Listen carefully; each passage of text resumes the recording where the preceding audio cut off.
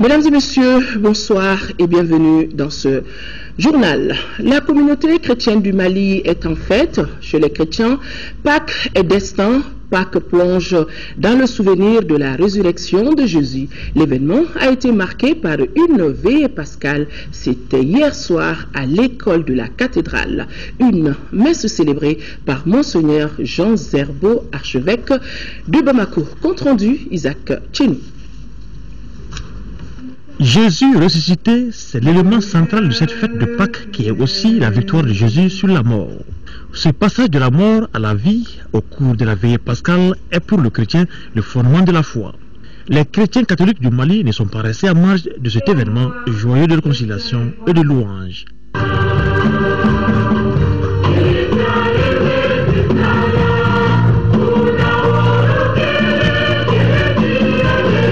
Au cours de la veillée pascale, l'archevêque de Bamako, Monseigneur Jean Zerbo, dans son homélie, a encore rappelé le sens de cette fête. Jésus est ressuscité et est allé jusqu'à là. Oui, Jésus s'est engagé à combattre au nom de son Père et par amour pour nous les misères matérielles, les misères morales, les misères spirituelles de l'humanité. Et c'est cela que nous célébrons. Sa victoire sur toutes ces misères que nous célébrons. Ce que nous trouvons de formidable dans son combat. Et que nous rassemblons ce soir, c'est la manière merveilleuse dont il a gagné. Jésus vient justement pour nous dire ne vous habituez pas à la souffrance humaine, car en tout homme, il y a l'image de Dieu. Puisque Jésus est prince de la paix, Monseigneur Zerbo a invité chaque fidèle chrétien à avoir un cœur nouveau et de pardon.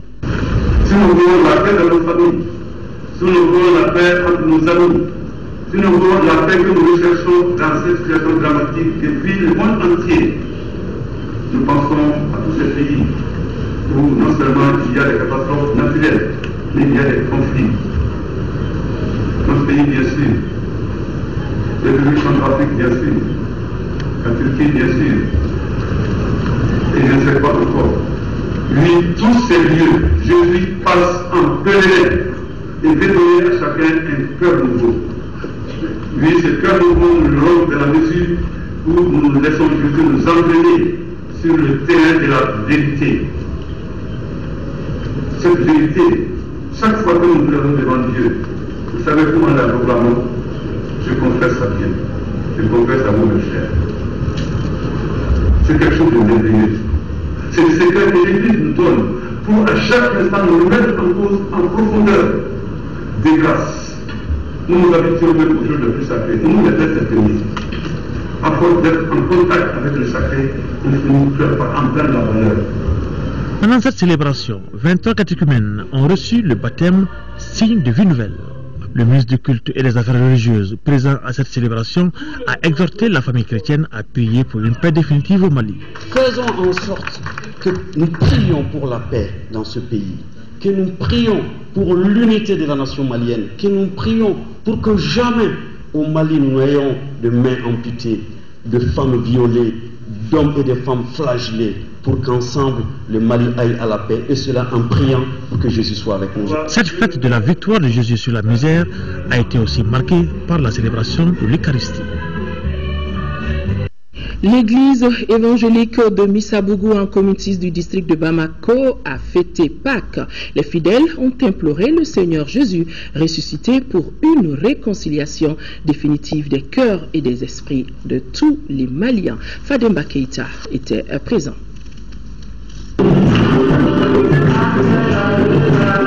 Ces prières à l'unisson des familles Togo, Moukoro, du groupe Les Anges de l'Éternel et de la chorale de la modeste communauté évangélique de Missabougou magnifient la résurrection de Jésus-Christ, Pâques ou l'espérance d'une vie spirituelle.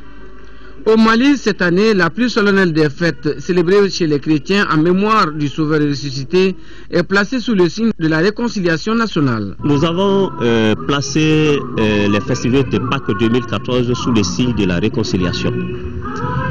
Parce que quand on considère la mort et la résurrection de Jésus, alors il faut donner l'optimisme aux Maliens, qu'ils sachent que c'est possible encore d'avoir un nouveau Mali.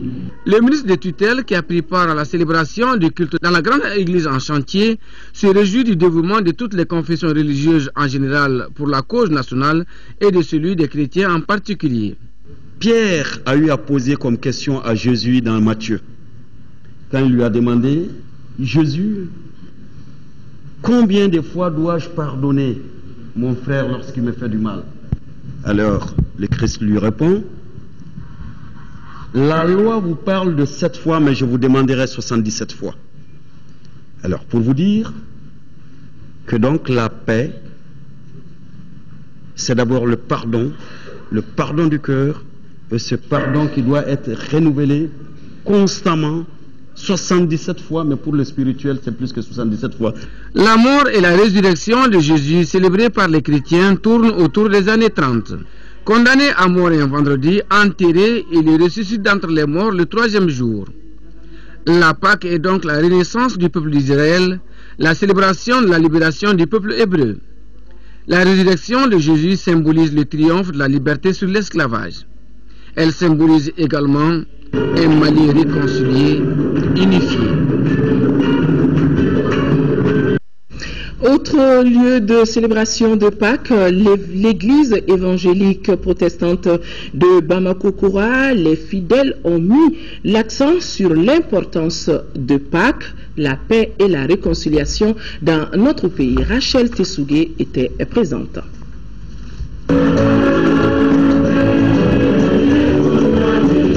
La célébration de la fête de Pâques 2014 a débuté à l'église évangélique protestante de Bamako-Koura par des cantiques de louange à l'endroit de Jésus-Christ. Le pasteur Daniel Tangara, dans son message, a mis l'accent sur l'importance de la mort et de la résurrection de Jésus-Christ. C'est Jésus qui parle, car ceci est mon sang. Le sang de l'alliance est répandu pour beaucoup, pour le pardon des péchés. Lui seul est donc apte à être le sauveur du monde. Il est le don idéal pour notre salut. Jésus est l'agneau parfait de Dieu pour ôter le péché. Selon certains membres de l'Église, Jésus est le bon berger qui donne sa vie pour ses brebis. Il est le sauveur de l'humanité. Pâques vient pour concrétiser tout ce que Dieu avait fait pour que l'homme et lui-même soient en bon terme. C'est Dieu lui-même qui envoie quelqu'un du nom du Christ, Jésus-Christ, pour venir bâtir une relation réelle avec l'homme. Et ce faisant, il devait, n'est-ce pas, mettre fin au règne de Satan. Quant aux femmes, elles parlent de paix et de réconciliation. Une paix qui aidera les Maliens à vivre en harmonie. Aujourd'hui, je lance un appel fervent à toute la population malienne de nous donner la main dans la main, dans l'unité, de nous réconcilier. Sans cette réconciliation, le Mali ne peut pas aller de l'avant. On note la présence des enfants à cette fête. Malgré leur jeune âge, ils sont conscients de l'importance de la Pâque. Pâques représente pour moi une grande fête. Et je demande aux enfants du monde entier de célébrer Pâques comme si Jésus était mort pour eux, pour leurs péchés. Les membres de l'église évangélique protestante de Bamako-Koura ont prié pour le Mali, pour les autorités et pour le peuple, afin que le Mali soit un pays de paix et de joie. Les chrétiens de Tombouctou, eux aussi, ont fêté Pâques dans la joie et la tranquillité. Les fidèles ont prié pour la paix et la réconciliation. C'est la première fête de Pâques après la crise du Nord. ORTM Tombouctou, Al-Mouzer, Al-Kamissa, Yatara.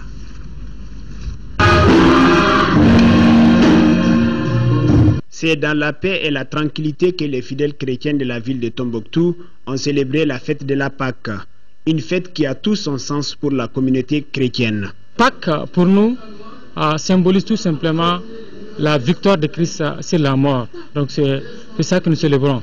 Il ne faut pas confondre la Pâque juive, qui est tout simplement le symbole de l'esclavage du peuple juif sous Pharaon, sous l'Égyptien. La Pâque, c'est pour nous une fête de réconciliation, parce que Dieu a réconcilié l'homme avec lui.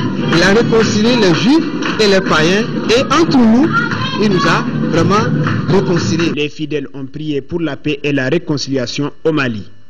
Un message de réconciliation. À travers Pâques, Dieu s'est réconcilié avec l'être humain.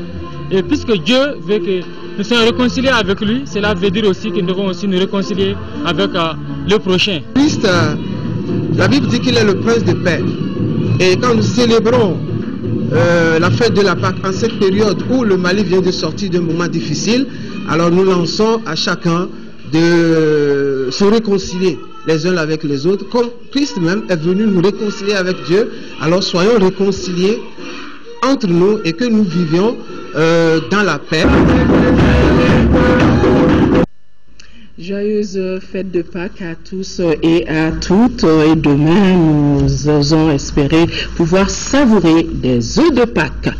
L'actualité sur un tout autre plan, un congrès regroupant toutes les communautés des régions du Nord déterminera la position de ces communautés par rapport aux négociations avec le gouvernement. C'est le résultat obtenu par Mohamed El Mehdi El Ansari en mission d'exploration à Kidal. La délégation gouvernementale a eu un entretien tête-à-tête avec le patriarche de Kidal en la personne de Intala Agataer.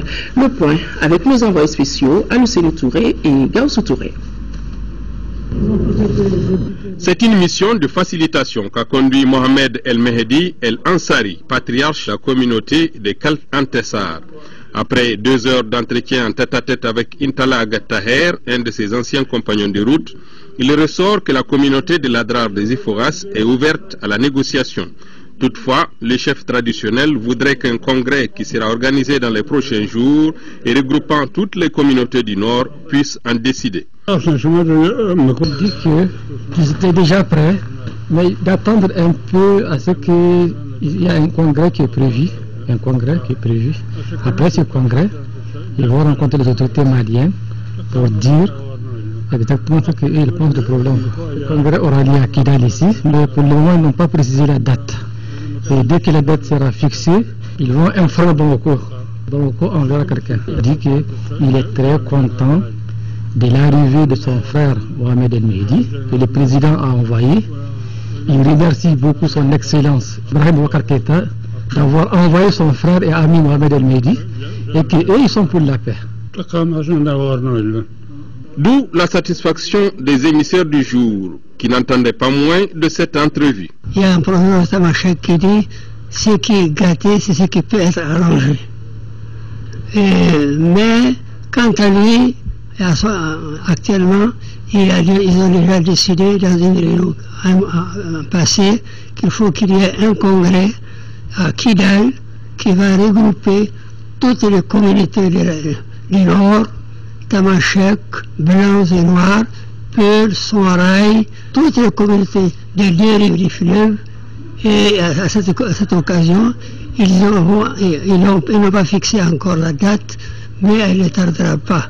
Il y a certains qui sont partis en Libye, en Algérie, ailleurs, à l'extérieur, et ceux-ci-là doivent venir ici. Quand ils seront là, ils vont fixer la date, et cette date-là, elle sera communiquée à Bamako, au président de la République. Pour 15 ça a pris, mais si ça a pris du temps, vraiment pour réfléchir. Et aujourd'hui, que chacun prenne conscience de la réalité et de la nécessité de la réconciliation, ça a été une bonne chose. Je dis que la deuxième chose, c'est qu'aujourd'hui, le problème se résout entre Maliens. Entre Maliens, et je pense que c'est le plus important. Et d'après ce qu'on dit très souvent, nous sommes à la source du problème. Il n'y avait pas à aller chercher ailleurs, mais la source du problème. Il y a un proverbe qui dit que celui qui attache les pieds de l'éléphant, c'est lui qui saura le détacher. Donc je pense que c'est à cela maintenant qu'on est en train de s'atteler. L'avenir des négociations et donc de la paix se dessine lentement mais sûrement. Il appartient aux différentes parties d'en donner un contenu et un agenda. Après le volet assainissement, le ministre de l'Assainissement, de l'Environnement et de l'Eau s'est rendu aujourd'hui dans la forêt classée de Tienfala, et cela pour constater le dommage causé à cette forêt de 3000 hectares. Daouda Sidiki Diarra était de cette visite. Située à 30 km environ de la capitale, la forêt classée de Tienfala a été érigée en zone protégée en 1939 par le colon français. Et cela avec comme objectif produire du bois de chauffe pour les Bamakois. Un inventaire avait permis d'identifier 1111 espèces d'arbres. Aujourd'hui, cette forêt classée est victime de toutes sortes d'agressions. Le ministre de l'assainissement, de l'environnement et de l'eau en visite de terrain a pu constater qu'une bonne partie de la forêt est illicitement occupée par des particuliers.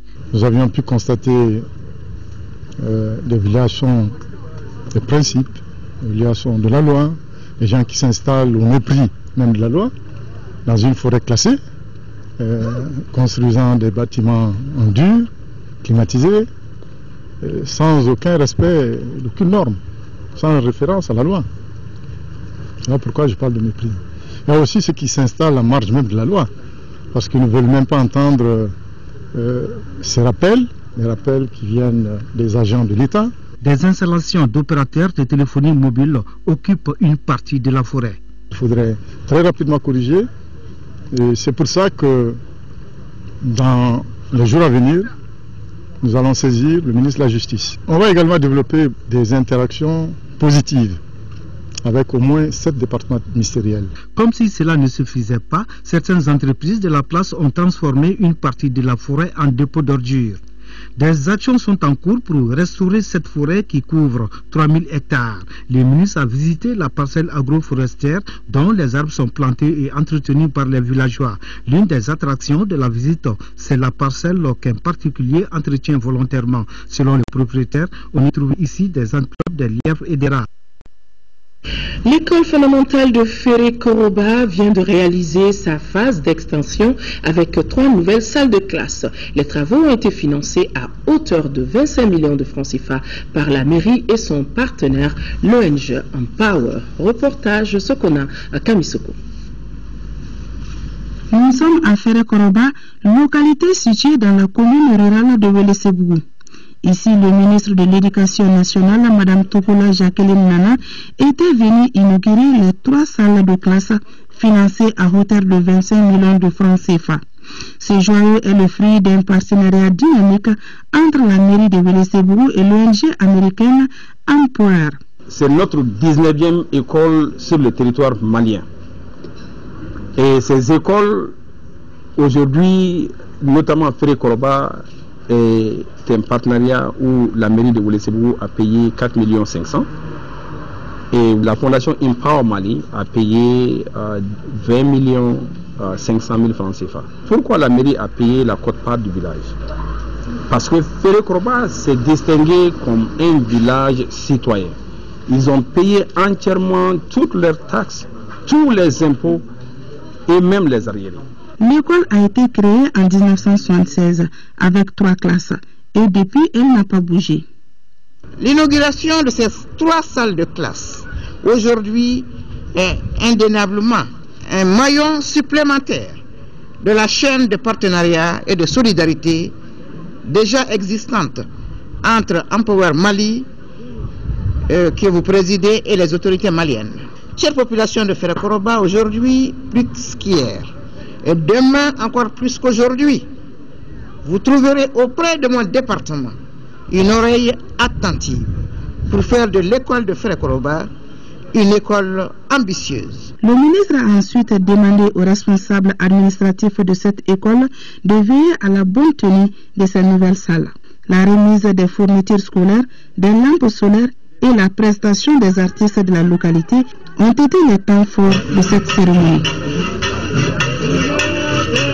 Et cette information, cette nouvelle, avant de poursuivre le cours de ce journal, Abdoulaye Diop, le ministre des Affaires étrangères, de l'intégration africaine et de la coopération internationale, quitte Bamako ce soir pour Alger et New York. Dans la capitale algérienne et à l'invitation de son homologue algérien, Abdoulaye Diop prendra part aux travaux de la rencontre sur la recherche de solutions consensuelles aux problèmes du Nord prévue pour le 22 avril. À New York, le siège des Nations Unies, Abdoulaye Diop participera à l'examen du 3e rapport du secrétaire général des Nations Unies sur la situation de notre pays, réunion qui aura lieu le 23 avril. La jeune chambre Bamako Espoir a lancé un projet de citoyenneté et d'action. Les activités qui seront menées permettront aux jeunes de se familiariser avec l'animation régulière de la vie communautaire. La durée du projet est estimée à 12 mois. Adama Koulibaly, reportage. Ce projet qui vient d'être lancé par l'association des jeunes chambres internationales Bamako Espoir aura comme volet d'activité l'éducation citoyenne, la promotion du leadership féminin, des caravanes de sensibilisation pour plus de participation des jeunes aux élections communales et l'organisation de camps de citoyenneté. Bamako Espoir a tout simplement décidé de prendre cette crise comme étant une opportunité en se disant, mais nous, on peut effectivement contribuer à la construction de ce pays qui sort de cette crise-là. Quand on parle de citoyenneté, ce n'est pas seulement les jeunes, hein. Il faut qu'on se le dise. Je suis un adulte, j'ai plus de 60 ans, je sais aujourd'hui qu'il y a des jeunes plus citoyens que des vieux de 60 ans. C'est un bon moule à promouvoir pour que les jeunes, parce que vous aurez compris qu'il est plus difficile de transformer, même si notre mission concerne l'ensemble de la population, mais il est plus difficile de transformer un adulte accompli que d'accompagner et façonner une jeune pause. Le projet à sa phase d'évaluation entend enregistrer plus de 1200 jeunes formés, un réseau fonctionnel de citoyens actifs mis en place dans une quinzaine de localités du pays, plus un guide ou une charte de citoyenneté élaborée. Le Salon international de l'agriculture, SIAGRI, qui a ouvert ses portes depuis vendredi dernier au Palais de la Culture Amadou Ampateba, continue de recevoir des visiteurs. À ce rendez-vous du monde agricole, différents produits sont exposés dans les 200 stands que compte le salon. À côté des stands des produits alimentaires, il y a les stands animaliers. Et ce sont justement ces derniers qui sont les plus visités et les plus convoités. Alors, l'œil de Nyanya Aliou Traoré a capté cette espèce très rare, un python, et en Yéléni, elle nous fait voir cette curiosité. Nous ne sommes pas en campagne, mais bel et bien au Palais de la Culture Amadou Ampateba. C'est là où se déroule durant toute une semaine le Salon international de l'agriculture 5e édition. Et s'il y a une partie qui attire le plus de monde à ce salon, c'est bien le parc animalier, situé à l'aile sud du palais. C'est cette aile qui abrite les stands de volailles, bétail, mais aussi des reptiles. Je suis vraiment impressionné, ce que j'ai vu, je suis vraiment content de ça. C'est quelque chose qui est vraiment bien.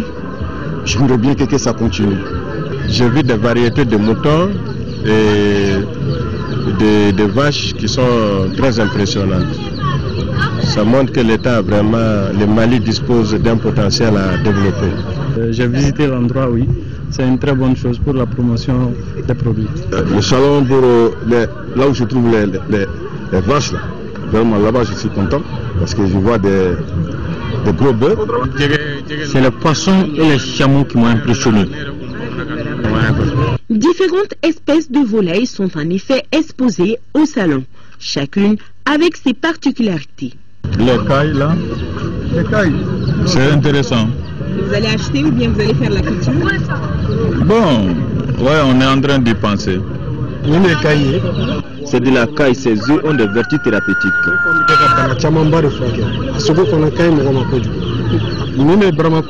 On l'appelle Brahma cochin. C'est la plus chère, celle-là est Brahma colombien. Elle pond et elle fait des poussins. Ici, le stand des reptiles est pris d'assaut par les enfants. Cela nous confie être fascinés par le gros python. Cependant, avec une dose de peur au ventre, ajoute-t-il. Le serpent est très énorme. Nous n'en avons jamais vu pareil. Et ça nous a effrayés. Les reptiles sont les protecteurs des champs et des récoltes. Parce qu'ils mangent les rats, les souris qui mangent le mil. Direction le stand des moutons, bœufs et vaches. Ces bêtes dégagent force et vitalité. C'est impressionnant, surtout les vaches. Je ne sais pas si c'est malien ou bien ça vient de l'Europe de l'Est, mais c'est très impressionnant. Moi, je suis surtout intéressé par les moutons parce que depuis tout petit, je faisais ça. Donc, c'est quelque chose que j'aime bien. Je vous présente, s'il vous plaît, Tyson, poids 1 tonne 150 kg, âge 5 ans, qui dit mieux. Il y a des vaches, dont 30 litres, 25 litres, ça s'appelle numéro 21, ils donnent 25 à 30 litres par jour. Au regard de toutes ces merveilles du parc animalier du Siagri 2014, force est de reconnaître que le Mali est et demeure par excellence un pays à consonance agricole. D'autres curiosités que vous allez pouvoir découvrir dans le journal, le spécial Siagri avec Nyanya Aliou Traoré. La révision du système de financement des partis politiques, le respect de la charte des partis sont entre autres recommandations qui ont sanctionné les travaux de la table ronde sur la capitalisation des expériences sur les élections générales de 2013. Les 2 jours d'atelier ont permis aux participants de passer en revue le processus électoral pendant l'année écoulée. Les travaux ont donc pris fin cet après-midi au Centre international de conférence de Bamako. Compte rendu Agali Aguissa. Ces 2 jours d'échange ont permis aux participants de passer en revue les forces et les faiblesses constatées dans l'organisation des élections générales tenues en 2013 au Mali. Les thèmes au centre des échanges ont permis l'identification des difficultés liées à l'organisation de ces élections. Nous avons discuté des thèmes comme l'assistance qui a été apportée aux organes de gestion des élections en 2013, la promotion du genre dans les élections en 2013, l'éducation civique et bien d'autres aspects du processus électoral. Pour relever les défis et réussir l'organisation des échéances électorales futures, les participants ont formulé plusieurs recommandations. Au gouvernement du Mali, la révision de la loi portant charte des partis politiques afin de constituer des entités fiables, viables, structurées et compétitives. La révision du système de financement des partis politiques pour améliorer le fonctionnement des partis politiques. Aux partis politiques, le respect de la charte des partis, la promotion du leadership politique des jeunes. La rencontre a réuni plusieurs dizaines de participants composés entre autres des représentants de la société civile, des partis politiques, des ONG partenaires. Autre cérémonie de clôture, les travaux de la 4e revue sectorielle du ministère de l'Équipement, des Transports et du Désenclavement. Plusieurs recommandations ont été faites pour l'atteinte des objectifs du département. Daouda Sidiki Diarra, compte rendu. Ce sont 14 thèmes qui ont été traités pendant ces 2 jours. Les travaux ont permis d'identifier beaucoup de contraintes sur les plans institutionnels et financiers pour atteindre les objectifs fixés par le département en charge de l'équipement, des transports et du désenclavement. Les participants ont recommandé entre autres la préparation et la mise en œuvre d'un programme d'entretien périodique des routes, le reversement des ressources issues de la charge à l'essieu à la géoroute afin d'améliorer le niveau de son service, la poursuite de l'accompagnement des partenaires techniques et financiers dans le cadre de la formation des acteurs du transport, tant à l'intérieur qu'à l'extérieur du Mali, la construction des nouvelles stations de paysage. Il me paraît important de vous assurer que les résultats issus de ce forum contribuent sans nul doute à la préparation de la table ronde des bailleurs de fonds pour le financement d'un programme routier Sévaré-Gao, Bourem-Kidal, frontière algérienne, prévu le 5 juin 2014. Pour la mise en conformité des véhicules hors normes, les participants souhaitent que l'État et les partenaires techniques financiers apportent leur appui aux transporteurs. Ils demandent aux autorités de la sécurité routière de renforcer les dispositifs d'immatriculation et de délivrance des permis de conduire des engins à 2 roues. 1500 personnes de retour sur Gao viennent de bénéficier de kits ménagers, et cela de la part du Conseil norvégien pour les réfugiés et le défi ID. Ces personnes touchées par la crise ont besoin de s'installer dans la dignité afin de favoriser la paix et le vivre ensemble. Gao Boubacar, Babine Touré. Ces 1500 personnes réfugiées, déplacées internes et non déplacées, frappées par la crise, sont originaires de Gao et d'Ansongo. Elles ont bénéficié d'articles composés de matériel de cuisine, de bâches, de couvertures, de nattes, de jerrycans et de moustiquaires.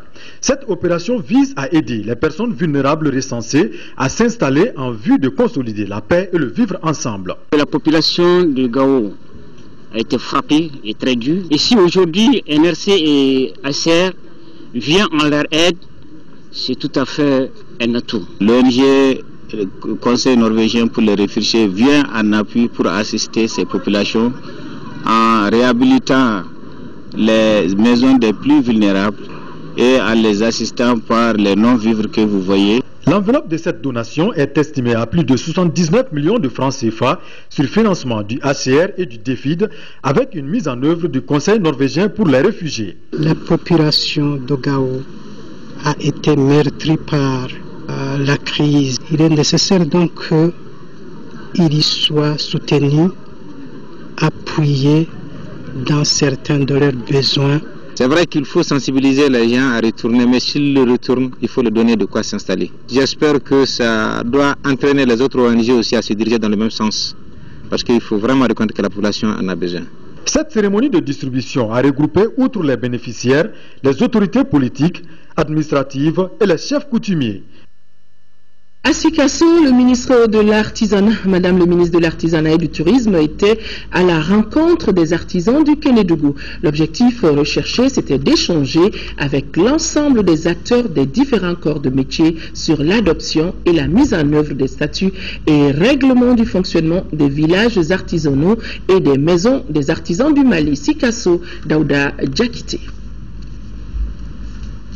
Par cette démarche, le ministère de l'Artisanat et du Tourisme et ses partenaires de l'Assemblée permanente des chambres de métiers du Mali et la Fédération nationale des artisans du Mali s'engagent dans une dynamique participative de la gestion des structures de promotion de l'artisanat comme les maisons des artisans et les villages artisanaux.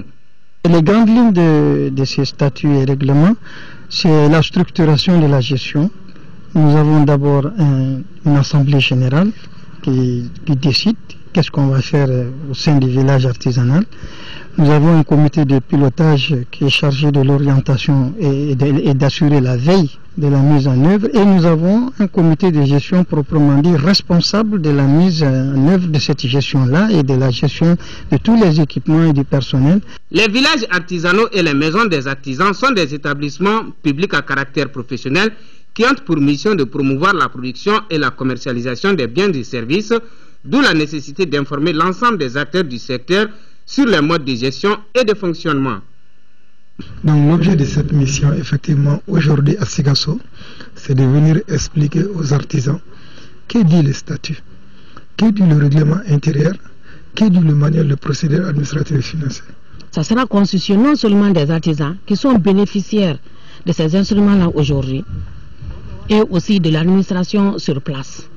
Donc il faudrait qu'il y ait en fait une collégialité aujourd'hui entre ces deux parties. L'occasion était aussi propice pour le premier responsable des artisans, Mamadou Menkro Traoré, d'entretenir l'assistance sur le contenu de la lettre circulaire du Premier ministre relative à l'attribution des marchés des services publics aux artisans jusqu'à hauteur de 25 millions de francs CFA.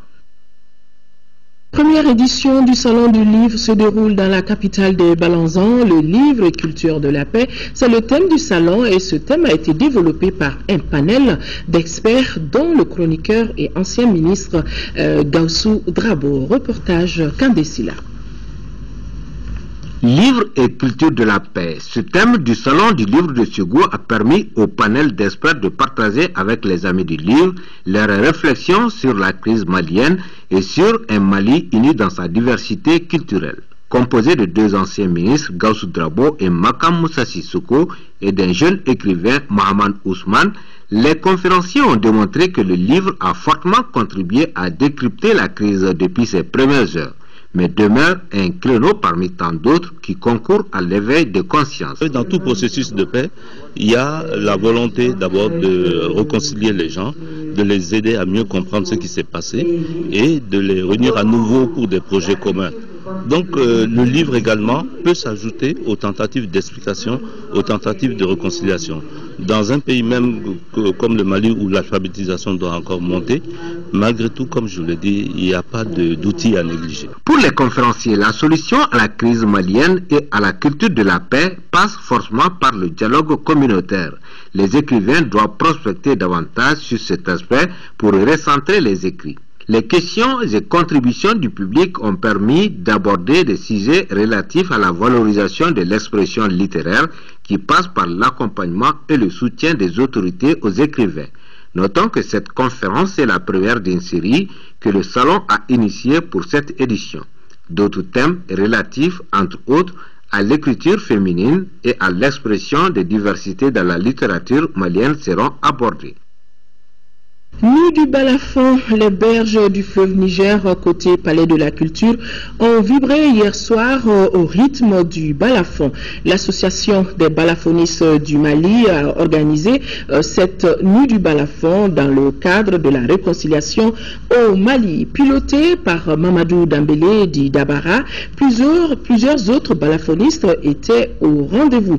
Co-parrainée, la soirée a été présidée par le représentant de Mohamed Malamine Koné, de l'Alliance pour la solidarité, Ernest, et Bakari Togola, président de l'APECAM. Moussa Tidjani Kanté a suivi cette belle soirée. Voici ce qu'il nous ramène. Ils étaient une vingtaine de balafonistes qui ont répondu à l'appel de l'association des jeunes balafonistes du Mali. Du balafon à la belle étoile comme au village, au clair de la lune. Mais cette fois-ci au bord du fleuve, loin des bruits de la capitale, dans un décor naturel du Palais de la Culture. Instrument très mythique qui envoie des messages dont seul le connaisseur peut décrypter le langage. Balafon, qui rappelle les soirées du village, incarne aujourd'hui la paix retrouvée dans un Mali qui se réconcilie. Vous savez, le balafon est un instrument mythique et mystique, donc qui est très connu au Mali. Et maintenant, pour que ça soit connu à l'échelle mondiale, il faut soutenir des initiatives comme ça. Je pense que tous ceux qui sont là, ils sont surtout ils ont donné les diplômes à des gens qui ne sont même pas vivants. C'est très important, parce que ça encourage la famille qui est là. Je demande aux grands yeux, l'année prochaine, je vais les accompagner comme il faut. Olowe Keita, c'est quelqu'un qu'on doit l'encourager. Depuis que moi je suis petit, j'entends les musiques de Olowe Keita. Je ne savais même pas que Dieu va trouver un jour, on va se rencontrer. Le balafon, qui a fait danser toute une soirée, a fait aussi couler des larmes de bonheur à travers des cadeaux, mais aussi des diplômes de reconnaissance aux artistes qui ont pu réviser l'instrument toute leur vie. Le roi du Soso n'avait pas tort de se faire réveiller par le balafon. L'association de balafonistes du Mali ne compte pas s'arrêter en si bon chemin. Cette nuit nous rappelle bien des nuits dans certains coins du Mali et plus précisément à Kolangeba. Gros plan sur une des fiertés de la musique malienne qui fait partie des artistes africains les plus présents sur les grandes scènes du monde. Son style entre tradition et modernisme, sa touche de guitare simplement émouvante. Vous l'aurez compris, je voudrais parler de Habib Koité, l'enfant du Hasso, qui vient de sortir un nouvel album titré So, la patrie en français. Le portrait de ce musicien chevronné dans ce dossier culture, une signature de Cheikh Oumar Sangaré.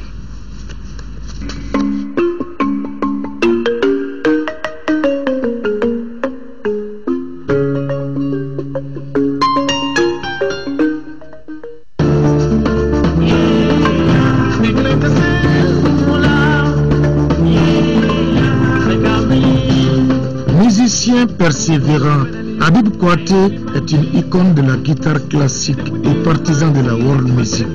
Né à Thiès au Sénégal, Habib a hérité sa passion pour la guitare de son père multi-instrumentiste. La musique, je l'ai trouvée dans la famille parce que mon père a joué beaucoup la guitare, et il a joué aussi le banjo et il a joué aussi l'accordéon. Après un temps dans l'enseignement coranique, le jeune Habib Koité commence sa carrière scolaire à l'école Liberté du quartier Plateau à Kaï. Il obtient son CEP à l'école d'Ntomikoro-Bougou à Bamako, son DF à l'école Kassobé à Kaï en 1978. Orienté à l'Institut national des arts, Habib Koité étudie la musique pendant 4 ans et termine son cursus au sommet de sa promotion. Nous sommes en 1982. Après 14 ans de fonction comme professeur de guitare au sein du même établissement, Habib prend sa disponibilité en 1996. Objectif, se consacrer à sa carrière qui se professionnalise avec sa nouvelle approche de la guitare. J'ai changé souvent les tirants de cordes pour pouvoir arriver à jouer certains morceaux comme ça, comme des morceaux de Kamalingoni, de Zongoni et des morceaux de Kora, en essayant de jouer comme avec beaucoup de doigts à la fois pour pouvoir ressembler comme si tu veux jouer un morceau de Jarabi bien à la Kora, quoi. En 1993, il remporte le prix Découverte RFI. Peu de temps après, un premier single, Cigarette Habana, puis un deuxième, Nanale, et Habib est propulsé au devant de la scène musicale nationale. Il a créé son style en gardant un pied solidement ancré dans la tradition et l'autre dans le modernisme, ce qu'il appelle le dansa donso. Le dansa, c'est le nom d'un rythme populaire du Kasso. Alors le donso, c'est le chasseur. Et le chasseur aussi a une musique. Ça veut dire que ma musique est une musique qui mélange tous les styles de musique inspirés de la musique du terroir malien. Il sort son premier album Moussoko en 1995, le deuxième Maya en 1998, suivi de Baro en 2001. L'album Folie sort en 2003 et Afriki en 2007. Habib Kouyaté, avec son art de la mélodie, revient 7 ans après avec sa 6e production intitulée So et enregistrée chez lui-même avec une nouvelle équipe de musiciens. Un album de 11 titres avec des mélodies envoûtantes et un jeu de guitare authentique. So, c'est le message du plaisir d'être chez soi au Mali.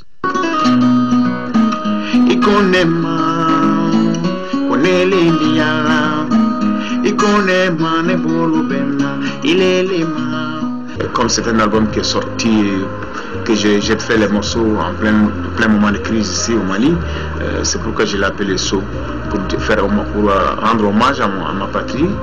Habib Kouyaté est l'un des artistes africains qui tourne le plus ces dernières années, ce qui contribue à coup sûr à promouvoir sa musique et ses spectacles énergiques. Habib adore la foule. Le moment que je suis sur scène avec une audience qui est là, qui est venue, qui s'est déplacée pour venir me voir, pour venir écouter ce que je joue. Ça, c'est le meilleur moment pour moi. Et donc, j'en ai connu beaucoup comme ça.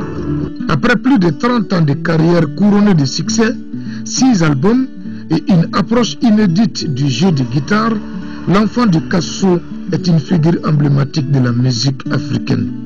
Habib Kouyaté revient d'une grande tournée internationale qu'il a conduit aux États-Unis, en Europe et en Afrique.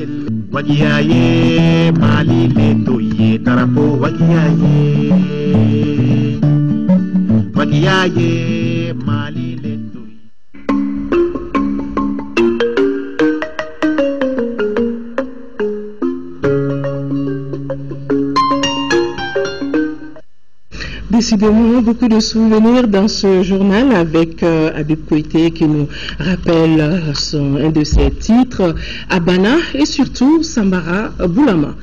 Voilà. Du sport dans ce journal, championnat national de football, 16e journée, l'USFAS a dominé l'ASB hier au stade Mamadou Konaté par le score de 2-1. En seconde heure, le CS Dougouolo Villa et la Somme se sont séparés sur le score vierge de 0 but partout. Le résumé de ces deux rencontres avec Mamoutou Dante. Battu 1-0 par l'association sportive de Bamako lors de la première journée, l'USFAS a pris sa revanche en s'imposant pour cette manche retour 2-1. L'ASB, bien requinqué, renouvelle l'espoir du match aller en ouvrant le score dès la 14e minute par Oumar Kida, 1-0. L'USFAS souffre des contres de l'ASB pendant le reste de la première période. C'est sur ce score d'1-0 qu'on observe la mi-temps. En seconde période, mené et dominé depuis la 14e minute par l'ASB, l'USFAS se réveille à la fin de la rencontre et égalise à la 90e minute par Ibrahima Koulibaly, entré en deuxième mi-temps. Dans les arrêts de jeu, sous le pressing des militaires, le défenseur de l'ASB Idrissa F. Keita marque de la tête contre son camp et permet à l'USFAS de remporter les points de cette rencontre. On a fait l'analyse technique des résultats depuis la 15e journée. Bon, les jeunes, je les ai dit qu'on a 17 points, donc les 6e déjà à 20 points. Donc il faut prendre 3 points pour être au milieu du tableau. Donc c'est ce que les jeunes ont compris. Ils se sont battus. Je leur dis bravo par rapport à ce qu'ils ont fait. Le football, c'est comme ça. Le football, quand tu es vraiment patient, que tu es vraiment ambitieux, c'est le moment de gagner le match. Le moment du but à 0 jusqu'à la dernière minute, prendre 2 buts. Même si on joue au moins, parce qu'on pense bien qu'on peut gérer le match, si j'ai un million, vraiment la nation n'est pas pris. Désormais, l'USFAS est à 20 points et se rapproche de son adversaire d'1 point au classement provisoire de la 16e journée. En seconde R, la Somme et les sièges du Goulomvla n'ont pas pu se départager. Si les sièges du Goulomvla l'avaient emporté 1-0 à l'aller, l'association sportive olympique de Missira voulait renverser la situation. Finalement, les deux formations se partagent les points à l'issue de ces matchs de 0 but partout. Je pense que les 2 matchs par semaine plus la chaleur, c'est pas facile pour les enfants. Et vous savez, la récupération n'est pas du tout facile. Quand même, ils n'ont pas démérité. On va évaluer les insuffisances et on va voir ce qu'on peut faire. C'est une course de fond et on va doucement mais sûrement. On est venu pour les 3 points. Bon, on n'a pas pu trouver, mais 1 point c'est bon à l'extérieur. On va continuer le travail. Maintenant, on joue contre le SAD à Kilogro. Prochaine journée, on va bien préparer ça. Prochaine journée, la Somme sera l'hôte de l'Office d'Union Sport de Ségou, tandis que les sièges du Goulomvla en découdra avec le Stade Malien de Bamako.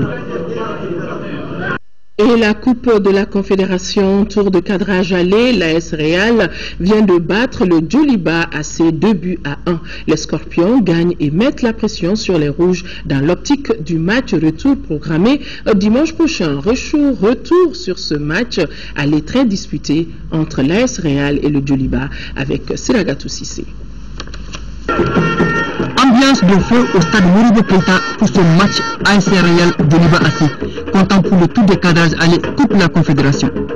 Toutes les dispositions organisationnelles et sécuritaires étaient prises pour faire de ce choc 100% malien une grande fête de football continental. Ça va vite d'un temps à un autre. L'AS Real ouvre le score à la 27e minute contre le coup du jeu. Moussa Doumbia sur un coup franc anodin met en difficulté Cheikh Oumar Bachili. Le gardien djolibiste relâche le cuir dans ses propres filets. 1-0 pour l'AS Real. Le but gag arrive de plus en plus. Le Djoliba Assi s'organise et établit la parité à la 34e minute. Hamidou Siniako contrôle, fixe la défense des Scorpions et fouette le ballon. Almami Soboba, le portier réaliste, est battu. Mi-temps, 1 but partout. Le duel gagne en intensité en seconde période. 68e minute, Moussa Kone, incorporé à la pointe de l'attaque des Scorpions, justifie sa place. Servi dans le dos de la défense djolibiste, il croit son tir pour le deuxième but. L'AS Real gagne donc la première manche. Je pense qu'on a fait un bon résultat. Dû qu'on recevait le match, je crois. Voilà, donc je pense que le match était sur nous. Donc on a fait un bon résultat. On espère faire ce même match au match retour pour pouvoir confirmer quoi. Je pense qu'on n'a pas pu concrétiser les occasions qu'on a. On va essayer de travailler. C'est un match qui a été en faveur du Real aujourd'hui. Ils ont mérité de gagner ce soir. Nous, on va essayer de travailler pour aborder le match retour avec beaucoup de sérénité. Je pense que le match retour, on va essayer de gagner ce match. Inch'Allah. Le match retour est prévu dimanche prochain, toujours au stade Moribo Keita. Certainement avec la même ferveur dans les gradins. Des rendez-vous après ce journal, le discours prononcé hier par le président de la République, Ibrahim Boubacar Keïta, à l'occasion de l'ouverture des travaux du 2e congrès ordinaire du Haut Conseil islamique du Mali. Autre rendez-vous, comment mettre fin au nomadisme politique? Et doit-on continuer à créer des partis politiques dans notre pays? Ce sont là quelques axes de réflexion de l'émission Question d'actualité de ce soir. Question d'actualité est dirigée ce soir par Nyaza Koulibaly. Et je vous le rappelle aussi, le spécial journal Siagri 2014, une présentation de Nyanya Aliou Traoré. Voilà, mesdames et messieurs, c'est donc tout pour cette édition. Merci de l'avoir suivi. Demain, lundi, jour férié, et Khadija Kone prendra le relais à 13h et Amadou Sankaré pour le 20h. Excellente nuit à tous. Au revoir.